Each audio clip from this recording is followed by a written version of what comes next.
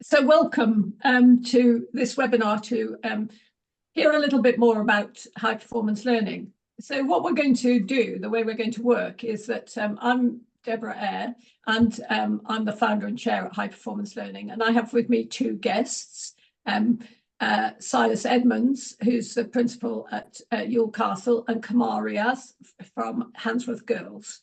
And I'm just going to take a very brief minute or two at the start just to introduce high performance learning and make sure that we're secure on the concept. But really the bulk of this webinar is an opportunity for us to talk with Silas and Kamar about why they chose to do this in their school and how it's worked. So HPL itself then, high performance learning, is it's the concept that sits behind high performance learning is born out of two particular things. We know how the most successful learners think and learn, and if we can help more people to master those competencies, we know that their own chances of success are massively increased. Not only that, and coupled with it, is the fact that whereas in the past we thought that only a proportion of people were capable of achieving highly, we now know that from neuroscience and psychology and genetics, that it's probably pretty much all of us. So what we're talking about is building those competencies within students and young people, but at the same time, being open to the fact that the proportion of our school that could reach that is much greater than we thought in the past, and setting that kind of culture. So that's what Silas and Kamar have done in their own schools. And I wanted to really begin by asking how they came to adopt high performance learning and why they wanted to introduce it into their school.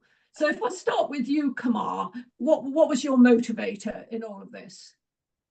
Yeah, so I started my current role in September 2019, and while I was doing the diagnosis of things that I thought could be better,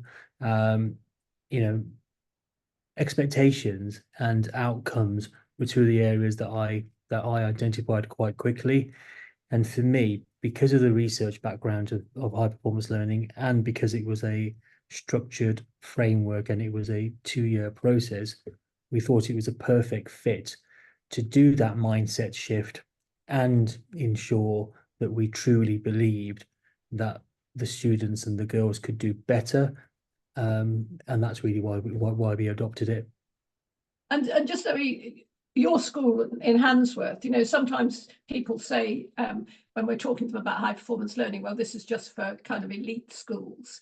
Your school, in terms of its demographics, is in quite a challenging area. Yeah. So our school is a quintessential inner city school. It's got just shy of 50% of students that are in receipt of pupil premium. When you take into account students who are not in receipt of any financial assistance due to their immigration status, it's probably more likely to be 65% of students are deemed to be disadvantaged.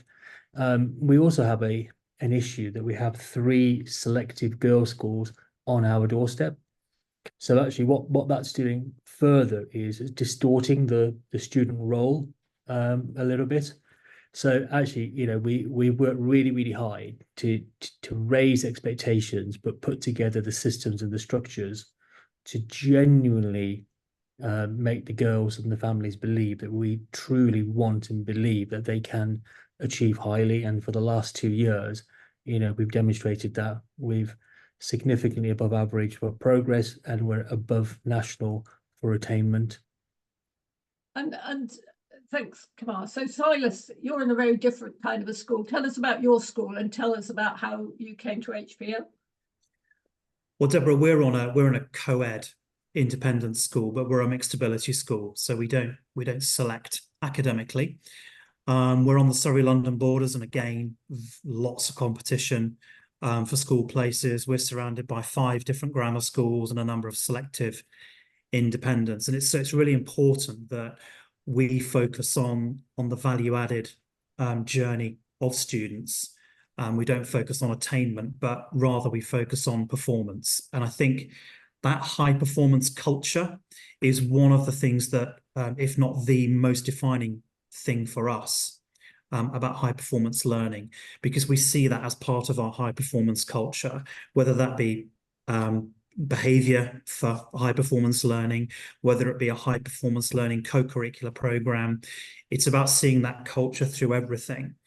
And I think we were looking for, I mean, Kamal mentioned the research base of high performance learning, which I was really drawn to, because there's so much credibility and generalizability in the way, Deborah, that you've curated all of that research with your own.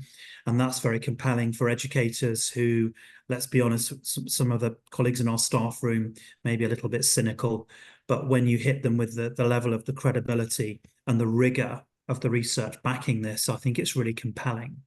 And I suppose the final thing I would say is we've done a lot of work here on a higher order thinking skills culture and growth mindset, which I think, Deborah, you call the power of not yet.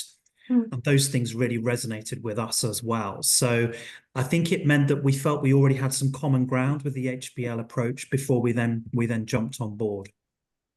Well, that's really helpful because, you know, when we're talking to schools who are kind of thinking about adopting HPL, there are a number of themes that kind of come up a lot, and you've touched on all of them, which is that, you know, kind of the school, your own school is in a certain place and you're looking for a way to take a next step, and that this is a good next step for you. So it's not about kind of out with the old and in with the new. It's about how do we evolve to a next place. So, you know, that's one of the things I think that is important about HPL. It builds on what you do rather than asks you to do something completely different. And then secondly, that, you know, I think for pretty much every school to a greater or lesser degree, kind of standing out from your competitors is a kind of is part of what you need to do. So part of the reason that people generally choose to adopt HPL is educational, and part of it is pragmatic in terms of, you know, it does make you stand out from your competitors. And also from the point of view of parents, you know, parents really love the idea that your culture suggests that their child, whoever their child is, that you believe their child could become a high performer, because, you know, most of us grew up with education systems that sort of rationed that, in the old bell curve idea of, you know, some people doing really well, some people really struggling, but the bulk of people in the middle somewhere. And what we're kind of going for is something more optimistic. So I think that's bang on, Deborah. It really resonates for me. I think Kamal mentioned earlier the idea of a kind of structure, a structured approach. And if you're looking, I think, as a senior leader or a head, and you want to ensure a consistency of standards and a consistency of approach across lots and lots of different classrooms, this is a wonderful way of doing it. Can I just also add to that? I know we're going to revisit this, but also I think the fact that when you join, it's a 2-year program, it sort of dispels a lot of the cynicism that can come in from that sort of September inset vibe. So this is not a September inset. This is really a mindset shift, and it's a strategic shift over 2 years. And that time frame gives you time to wrestle with it, make it your own, keep the communication and the momentum going, which sometimes can be lost with just a yearly input at the beginning of the year. So it is really it's a wholesale shift, but it's about what do we bring with us on this journey? What do we redefine a little bit, and what is completely going to be hung upon HPL? And that's what we found. And we're in our 4th year now, and that language and that mindset and that approach has just sustained. I would completely concur with you on that, Kamal, that most staff rooms have that kind of, I suppose we would call it a healthy level of cynicism amongst colleagues, thinking, oh, what's this new initiative now being dropped on us at the start of the academic year? And that first 2 years is an accreditation process. But I think the thing that appealed to me overall was we become part of this global international community of best practice. people who are putting learning at the forefront of what we're doing as school leaders, people who are putting pupil experience and pupil outcomes at the centre and saying to children, we're not going to limit you and say, well, the best you can do is this grade. We're going to be ambitious on behalf of their achievement and their performance in the future. And I said to my staff, look, this for us, this is a 10-year commitment. So we're really only, at the start of that journey in the first year or two. But then there's that opportunity to keep on building and learning and developing and evolving, and getting that benefit from other schools and other professionals who are on the same journey, sharing their best practice. So it's really exciting when I look forward to all the things that are coming in the future. And then I also think there's a challenge for us as a school, but what are we going to contribute to that community as well? Well, that's really good, because I think one of the things that we do get fed back to us is how not just yourselves being part of that community is really attractive, but people in your staff team feeling that they can talk to other people in other schools, in other sectors, in other parts of the world. British international schools globally are part of who we work with, and it's just invigorating working across a whole broad range of different contexts with people, all of whom are trying to do the same thing. So let me kind of move on to address another sort of area that people kind of always raise with me. And obviously when they raise it with me, they think that, I'm going to give them the kind of answer which is going to be a bit sort of saccharine and make everything sound wonderful. So the kind of question, when you began, and Silas, you're a fairly recent starter, and Kamar, you're been involved for quite a long time. And when you started, one of the things that schools say is, well, how's it going to go down with my staff? Is it going to be more work? Are they going to be hostile towards all of this? So, just honestly and truthfully, both how did it go down with your staff? How did you introduce it, and how did it go down? And in your case, particularly, Kamar, how's it matured over time? Yeah. So let's start with you, Silas, because you were right. You're closer to the start. Yeah, no, I think the majority of folks in our profession, they want to get things right and they want to do a good job. And I think people get worried about new initiatives when they think, oh, I'm going to mess it up, I'm not going to do it right, or it's not going to go how I wanted it to, or am I going to invest a lot of time in this? And then in a year or two's time, what's the next sort of fashionable thing that's going to float past? So I think you have to dispel that at the start. And you have to, what we did was we spent some time communicating the why. Why did we want to do this? Why we felt it was important. We had to communicate strongly the vision of what we thought the pupils would benefit from. Because I think if you can convince a staff room that the pupils are going to benefit and that it is worth the investment of time and energy, most folks are going to get on board pretty quickly. And that's what happened with our staff.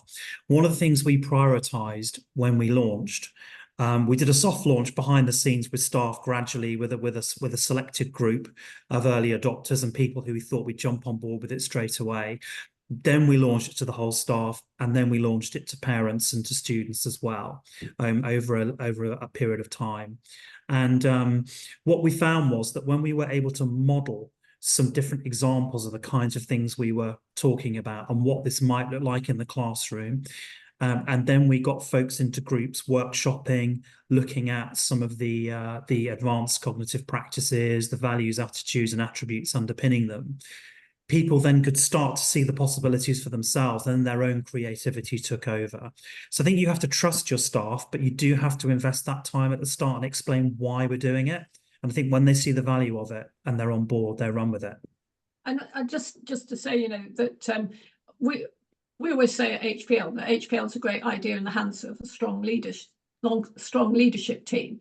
And I had the privilege of coming to talk to your senior leaders before you decided whether or not to go ahead. And they did interrogate it, I would say.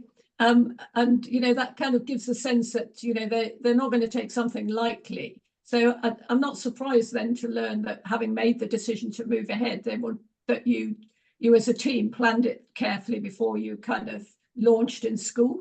that was a valuable meeting that we had. We had a good 45 minutes, didn't we? And I think the questions that they asked you about really were rehearsing the kinds of questions they expected to be asked by the staff. So I think once that senior team, or once that drive team for change was established, essentially we then felt confident as a group that we could get people on board, because we could dispel those fears and dispel those obstacles at an early stage. So Kamal, really interested to hear about how you started, but also how it's developed in terms of staff, because obviously you've changed staff too over that period. Yeah. So we spent a huge amount of time really defining the why.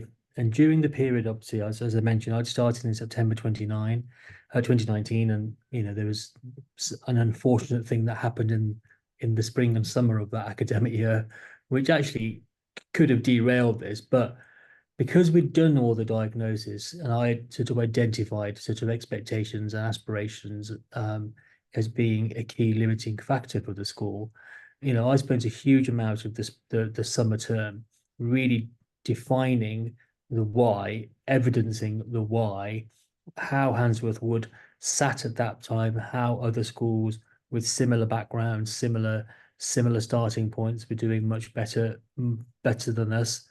And this is only for us. We had to spend probably longer in the mindset shifts than perhaps other schools, because we really, really needed to get the staff to believe that the girls could do better, because the school by no means was doing poorly, but it was just not performing well enough. So I think that mindset shift, we spent a lot of time unpicking some of the research, preparing ourselves for some of the inevitable pushback. And Sardis, going back to your point about the drive team, we strategically, yes, we flooded the drive team with overtly positive and really aligned people, but we also put in some people who were unsure, and we also put maybe some people that were a little bit naysayers, because we really needed to get a collective buy-in, because this was going to be a huge strategic and operational shift for the school, and we needed to make sure that all sections of the staff room were accounted for. So we spent a lot of time in the summer, because it's about the sort of around the June time that you start doing all of the compliance stuff and the sign off. And although the program doesn't start until the following September, doing the pre-work is really, really important. And really how it's developed is we spent a lot of time in the mindset, but once we got the mindset shift to happen at Handsworth Wood, all the other pillars sort of fell a little bit like dominoes. And we spent a large amount of time doing outward facing work and outward facing comms, and behind the scenes putting together all the icons, making sure that we changed the language, we looked at the grouping structure, we did a lot of back office work, while we were also saying we're going to work slowly, we're going to go quiet, we're going to tread around this. And then once we found that mindset shift had happened, which was for us around the sort of January and February of the first year, as we'd been working with our coach, that's when we put the accelerator on, and things just sort of fell into place. And since then, because of my own nature of being a structuralist and making sure that everything is systemized, HPL is now completely part of the DNA of the school. So the lens that we look at everything through is HPL and our vision, mission, and values. And just on that, it was probably interesting to say that our vision, mission, and values were written way before we even joined HPL, but they completely allow us to live our vision and mission every day. So those two things came together.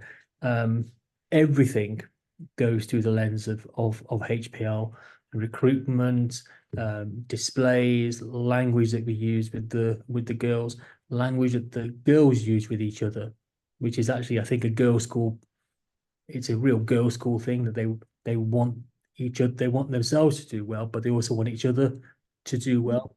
And I think that has come from HPL.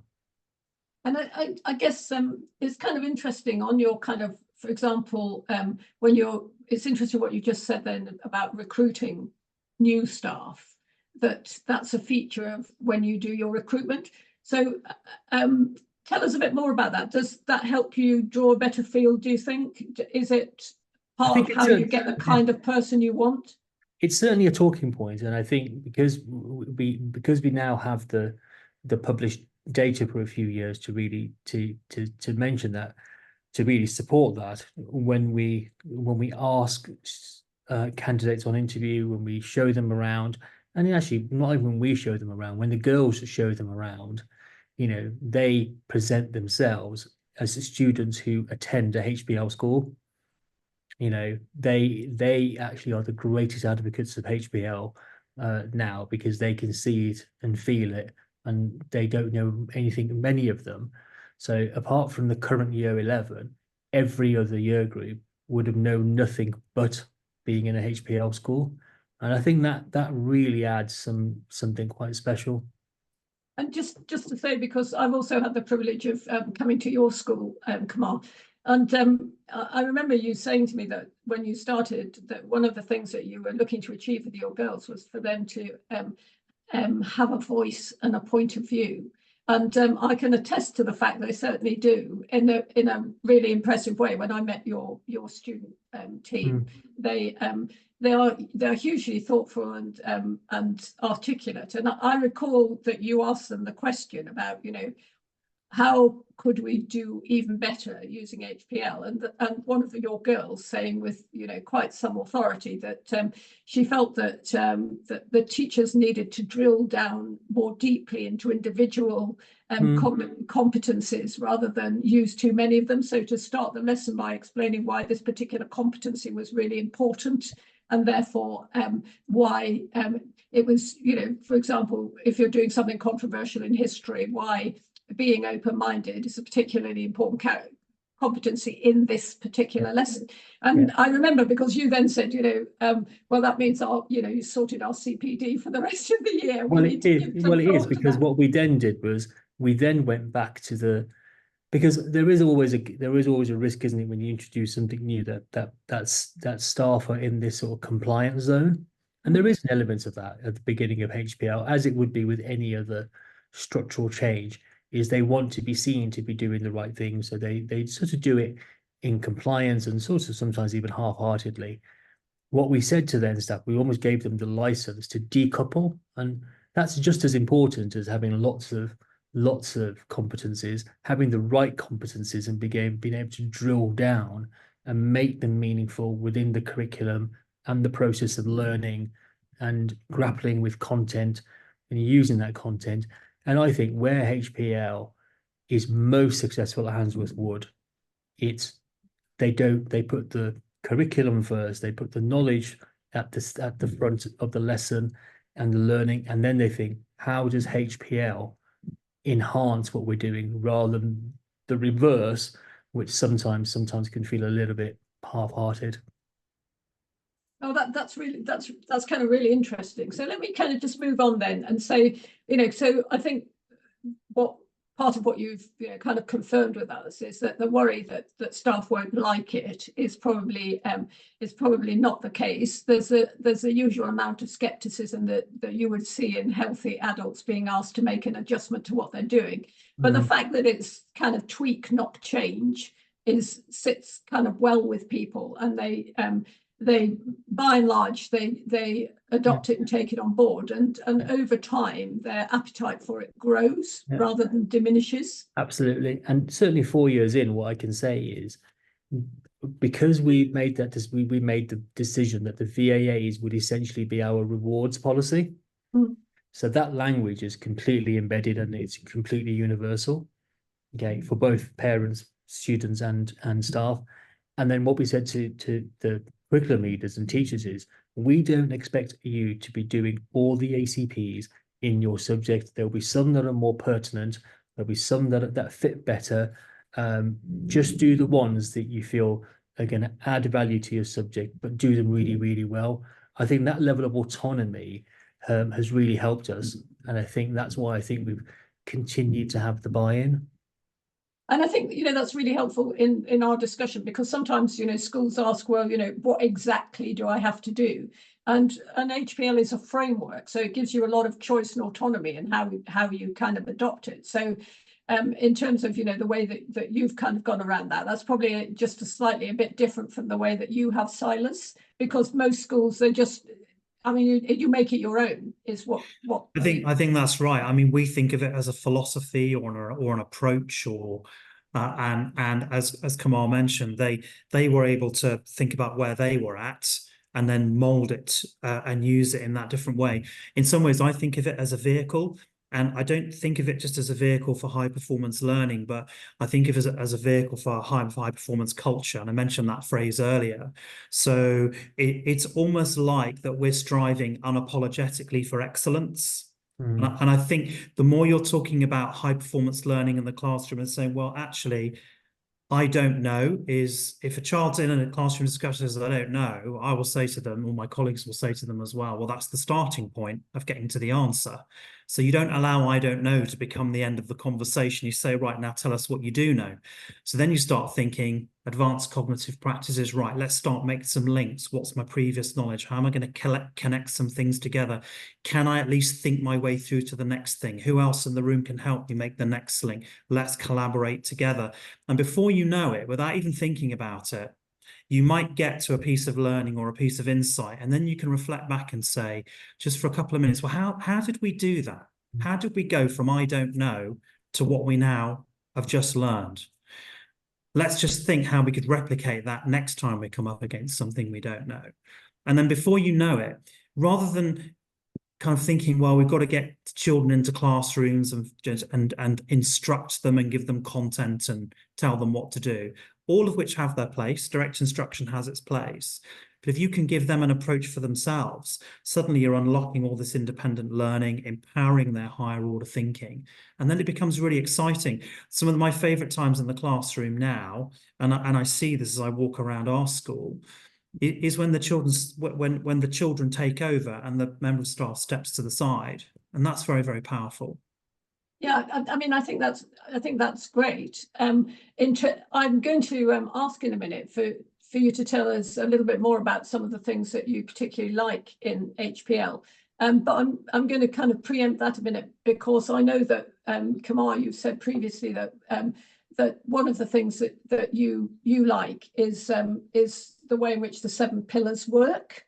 And I'm going to ask Cassie to kind of bring that up, if you don't mind, Cassie. But it plays to the fact that, as you were saying, Silas, that that it's with students, not to them. And the more that they understand their own journey towards educational success, the better they are at playing their role in it. So it creates that independence, because they don't feel they have to kind of wait around for someone to tell them all the time. They've kind of got a sense of, I need to get better at these kinds of things. And the language is just, people tell us all the time that the students get this before their teachers do. It just makes such a lot of sense to them. So Kamal, tell us a bit about why the pillars appeal to you. Yeah. I mean, for me, unless you have that critical mass of people who believe in the philosophy, and I think that believing in the philosophy is really, really important, actually, the other pillars actually don't make any sense, because that discretionary effort that is needed to adopt this and adopt this well, it needs, first and foremost, and I said earlier that I spent longer than I would think other schools perhaps have to on mindset shift. But once you get that mindset shift and you get a critical mass of people believing that students can do better, and there's no research or biological reason or cultural reason or any issue that could hold them back, actually the other things become a lot easier. Okay, inquiry-based learning, huge amount of really comprehensive research on that. Okay, the fact that competencies build upon each other and they feed into each other. Absolutely. Okay. Practice and training.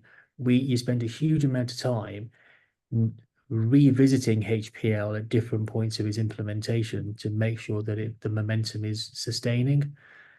You know, we completely reworked our feedback policy to ensure that we were echoing and reinforcing the language of HPL throughout our practices. So can you see now, I won't go through all of them, but can you see now why it's really important to get that buy-in if these other pillars are likely to be a success? And obviously the way that the framework is built, you know, you need all these constituent bits to be right for it to have the most impact. And Deborah, I don't want to put words in your mouth, but if schools got bits of this right, then they'll get bits of the impact, won't they? They will. You know, it's kind of comprehensive. Thanks, Cassie. I mean, you know, I don't think you should be at all apologetic for the time you spent on the mindset piece, the hearts and minds, because we know that the schools who have the greatest success with this have invested time at the beginning on you know, just it's the why. Why are we doing it? You know, and that whole kind of piece about, you know, if it really is possible for everybody to build towards high performance, you know, don't we have some kind of moral obligation to be trying to make that happen? Most of us say that we went into teaching in order to improve life chances for children and young people. So, you know, if we know now that we could do more than we thought in the past, then surely that's what we kind of have to do. But it is really important to spend time on it, because you know, if just showing people the evidence would convince people that they needed to behave differently, we wouldn't have anybody smoking, because all the evidence is overwhelming that it's terribly bad for you. So evidence plays its part, but there's something about talking it through and you know, kind of just coming to an understanding that, you know, I think not only do I understand that it's possible, but I think it's important and I want to do it. I think, can I just build on what you said there, Deborah, because there's a phrase you use quite a bit, which has always resonated from me. It starts with that word intentional language, intentional conversations, intentional practice. For me, it's those connotations around precision. And it's teaching our children to be more precise in their thinking, more precise in their language, intentional in their approaches, intentional in their thinking. And just going back to what Kamal was saying earlier about revisiting their entire approach to feedback.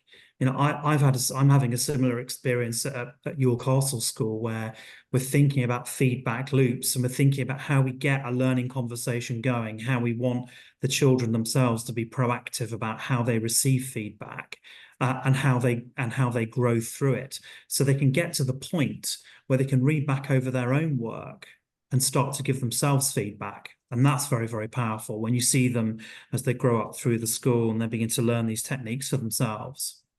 Yeah, I think I agree, Silas, because you know, we say that when we're sort of training in schools about the performance mindset, is that in terms of feedback, you know, there's sort of three broad levels. One is that people who are kind of trying to avoid feedback, don't want to, just try to avoid it. And then the second sort of level is that, you know you have to have feedback and it's painful, but you have to just put up with it. But the high performer, and this is a state that, you know, you're trying to get your students into and working hard to do so, they're reaching out for feedback because they know that feedback is how they get better. So rather than avoiding it, they're asking for it and being quite content. And I think because the HPL culture is that if you're not doing it now, it's just not yet. That makes it much easier to reach out for feedback, because it's not kind of feedback because I failed. It's just feedback that I know I need to know what's the route to doing well. I need to understand, how do I get to do well? So it kind of positions it in a kind of a way that works slightly differently. And I think that's the tweak piece about HPL. Everybody does feedback in school, But if you do it with this kind of precision, you just get so much more out of it. Yeah. And just on feedback, what I would say is that if you look back at the competencies which are readily available on the HPR website, individually nobody could argue with any of those ACPs. However, it's the how do we introduce it, how do we implement this, which is important. And the one that I always go back to when I'm speaking to colleagues about potentially adopting HPL is there's been really well established research around metacognition. Okay, it's well established. It can add months onto a student's profile. The how you implement it and how it doesn't feel like an isolated sort of strategy is the biggest barrier. But within HPL, it is part of that mindset shift and that cycle of improvement that is almost natural, because you get a buy-in from the students because they want to do better. They receive their work back. They don't feel threatened by it. They want to do better, and it's almost like cyclical. So I do think that for us, that has been really, really powerful. And obviously contextually, in a girls' school, feedback and bounce back ability and resilience and all those things are really, really difficult. What we found is that HPL has really cushioned the students to take more risks, to believe in themselves, and believe that the school systems and structures are there to genuinely support them and propel them. So let me move on and ask you a bit about parents then. One of our pillars is about with the involvement of parents in terms of their understanding their child and their learning. So when you've introduced this to parents, what kind of response have you had? Well, when I wrote to parents to talk about this, I got a lot of feedback along the lines of how exciting it sounded. Some parents said to me, "I wish we had this when we were at school. It's not how we got to learn." A few say I'm quite jealous of the experience their children will be having. But the other good thing about it is we said to parents, because lots of our parents want to be supportive on the homework front and home study front, and it's given them a bit of a toolkit to be able to say to their own children. I mean, you might not be able to necessarily understand some of the things your children are doing for their homework, but you can understand. You can ask them, are you being resilient? Are you giving up too soon? Are you determined to get this piece of work done? You can say to them, do you need to be a bit more flexible in your thinking before you come up with an answer for this? So you might not be brilliant at the way things are taught necessarily now in classrooms, but you can get alongside your child and help them tap into those techniques. So that's exciting. And the other thing and you mentioned almost like a USP a little while back, Deborah, for your school. So I do talk about this in open mornings and marketing events, and I talk about our strategic approach to pedagogy and to learning. And I do share the pillars with prospective parents. And I say, your child's starting on a journey at our school. And by the time they've left, we want them to be global citizens, creative, entrepreneurial thinkers, independent in their approach and their ability to work things out for themselves. And I always quote Piaget, intelligence is knowing what to do when you don't know what to do. And I think HPL provides you, as Kamar mentioned earlier, with that framework for that kind of thinking. Yeah, I think that's right. I think we I mean, and in all honesty, we struggled in the early days with parental engagement. Not that we had pushback, it's just that we had like radio silence. So we would send out all of the information. We'd tweaked our reporting system to change the language, and we'd just get nothing, literally nothing back. And Kamar, your parents sound very compliant. I think they just take. Can you send some of them my way, please? They take loco parentis probably to a final end. So I think it has really disturbed me quite a lot. But I always go back to the girls. The girls are our greatest advocates. I know they are having these conversations with their parents, and they're making them understand.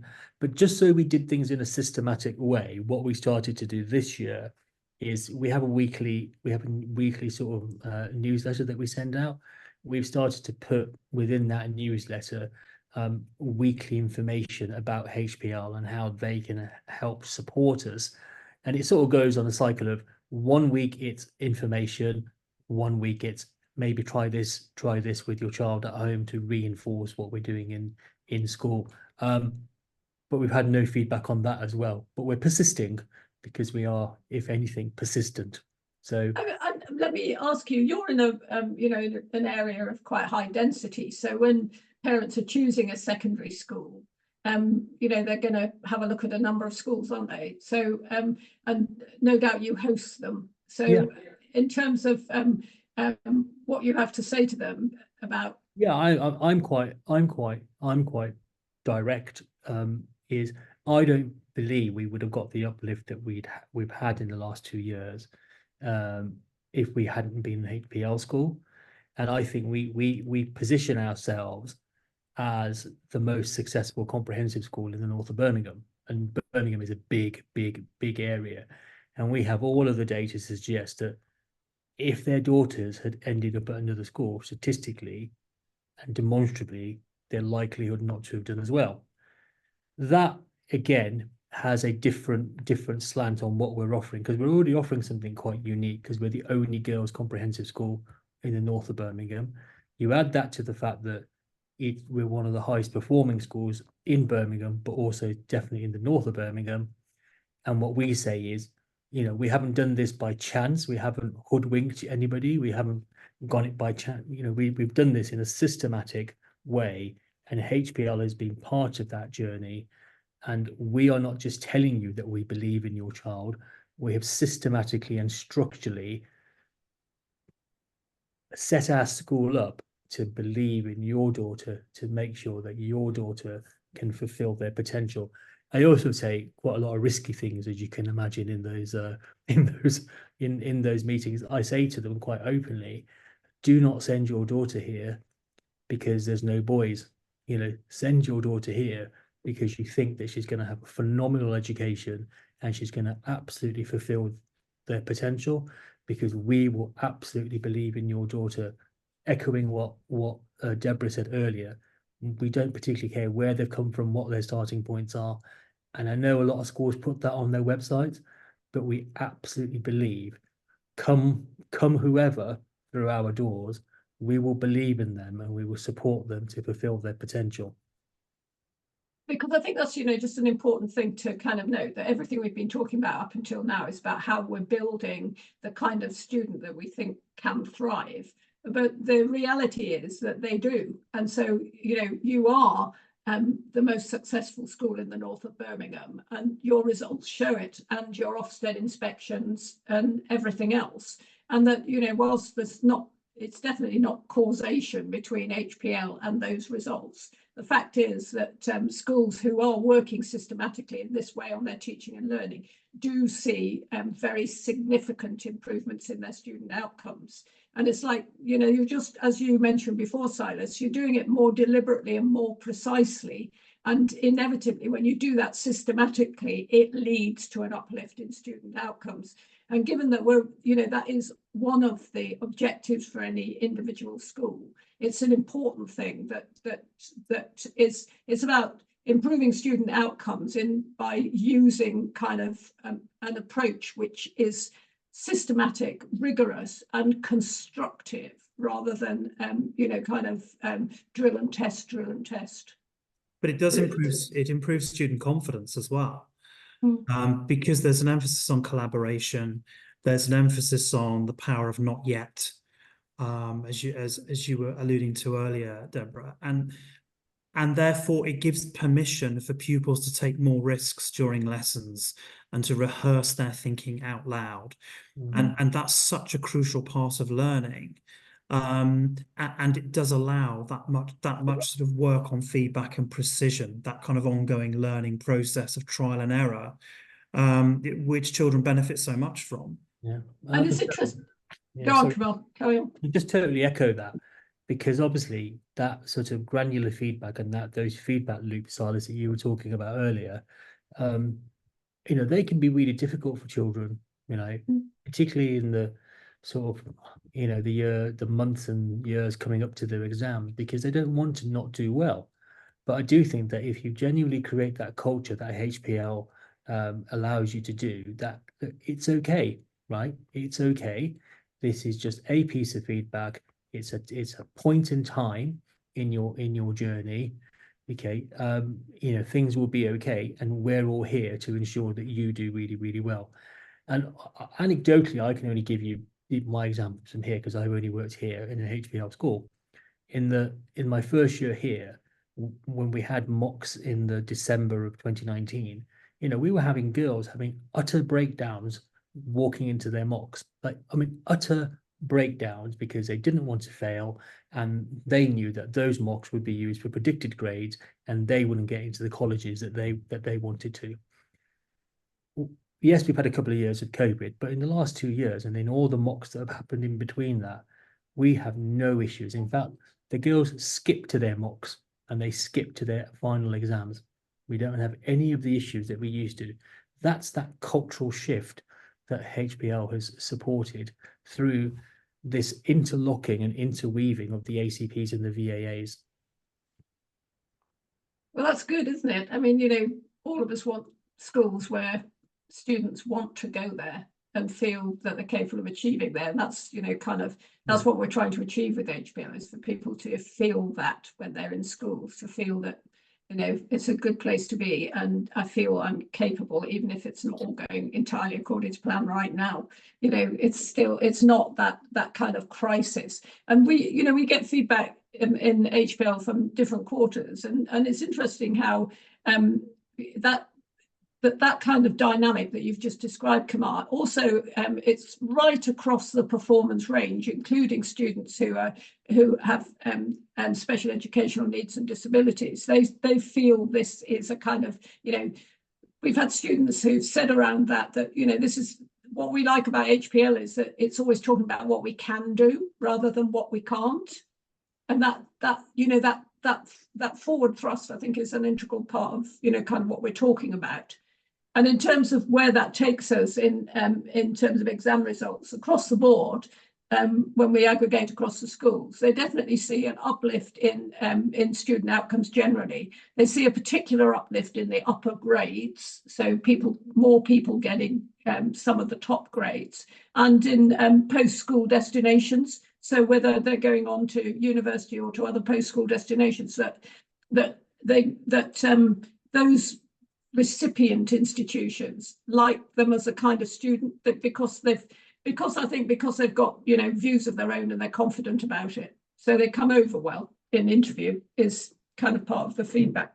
So we're kind of coming close to the end of the time that we've got together, so I wanted to give each of you a bit of a chance to say a little bit about, you know, how you found the journey, what you like most about HPL in terms of just in terms of other people thinking about it, and it would be really, really good. So I'll start with you, Silas. Well, I mean, I would like to sort of focus on our vision and strategic direction as a school, and that being able to make a long-term commitment to HPL and to its approach. I think that's the way in which you see that that extension and that embedding and inculcating in everything you do as a school. And then it starts to affect your executive decision making as well, around the strategy, what's important and what isn't. And I found myself already asking senior colleagues, we might be on the verge of a really important decision. We might say, well, how is this going to help our high performance culture? Are we thinking here with a growth mindset? Are we being defeatist, or are we saying, actually, let's look at the art of the possible and the art of what we can do? And I think when sometimes you think about an initiative like this, just sort of affecting the children, but actually it's affecting lots of us in the way that we're thinking and in our decision making. And I think that when you start to catch yourself thinking in that way, you realize that this initiative and this philosophy has almost taken on a power of its own. And that's very, very exciting. And we're still only in the early stages of this, but it brings a kind of ongoing excitement to what we're doing. And I think there are so many teachers who say, you know, particularly if they've been in this game for a while, they might say, oh, well, here grinds around another year and let's roll out the same resources and the same lesson plans and everything else. Whereas I think with high performance learning, there's a kind of excitement about what can we bring that's fresh, what different perspective, which other angle could we come at this from? And that I think that's what I'm seeing. But for me, as a school principal, I am having to catch myself and think, wow, I am starting to think in a different way about every area of school life, not just what happens in the classroom. So that would be, I think, my takeaway for now. Yeah. Mark? Yeah, I think for me, once you've made that sort of strategic sort of decision that this is something that aligns with your school vision and mission, as Silas was saying, I think the opportunities for professional development and growth and genuine engagement with stakeholders, I think, is second to none. And the examples that I always give is that once you've made that commitment to HPL, when you sign up, you sign up to a commitment for 2 years. The road mapping and the coaching that HPL offer your HPL lead to unpick the inevitable challenges that are going to face you over 2 years. When you're decoupling from something, when you're trying to implement something, there are always going to be challenges. I think that professional development and growth that can happen for those senior leaders, I think, is second to none, because you're not trying to distill the abstract. You're trying to distill something that is structural and then implementing it into your daily life, and then being able to front it and make sure that they're the advocate and the driver for it. The other two groups, which sometimes don't get mentioned enough, is the wider drive team and the impact that they can have in implementing a strategy, working through it for 2 years. And then let's not forget the other group, which is the student drive team. The student drive team, to have for 2 years a genuine voice and an avenue and route into the top table of a school that is completely focused on them as learners, as individuals, as students, is I can't think of another more structured approach that allows that to happen. So at every level of the organization, there is buy-in, there are touch points within the organization to make sure that the momentum carries its way through for 2 years. And that, I would say, you know, I'm not going to try and embarrass Deborah, that is by design. You know, that is by design. And I think it's been such a well thought out process for us, and it has had such a cultural and transformative effect here that, you know, I would strongly recommend anybody seriously considers it. I totally agree with you, Kamal. We've had a very similar experience. It's not just the process of introducing high performance learning and seeing it change our school's culture, but it's also the best continuing professional development I've had and my colleagues have had in how to lead and manage change in an organization and how to see a genuine cultural impact. And I think, you know, as a senior team, we could translate this approach and this experience to other forms of change management and change leadership. It is very, very powerful in that respect. And as you say, Kamal, it's by absolute intentional design. And that's just really, obviously, really gratifying to hear, because you know, it's obviously when you sign up to adopt HPL in your school and you sign up for the initial 2 years, I mean, it's not the cost of that is not inconsequential, but the reason is that what we're trying to help you do, and you've very kindly said, you know, that it really works, is both help you to understand the concept, but also understand how to adopt in terms of change and how to make sure that change really is sustainable over time in your school, not just short-lived. And that kind of, and I think being part of the overall HPL global community is also really powerful in that. So our team are kind of skilled in helping you to do that, to work in an HPL kind of way within your school. But the global community is a set of which you are a part, is a set of very generous schools who share their own experience and ideas, and that's really interesting. The kind of the way in which people are, you know, when they come to tackle a particular kind of aspect, just have a look at what's everybody else done and see whether, you know, I really like that, or maybe I like bits of it, or maybe that's really not for us. That collaboration at a global level is, I think, you know, what people feedback is it's really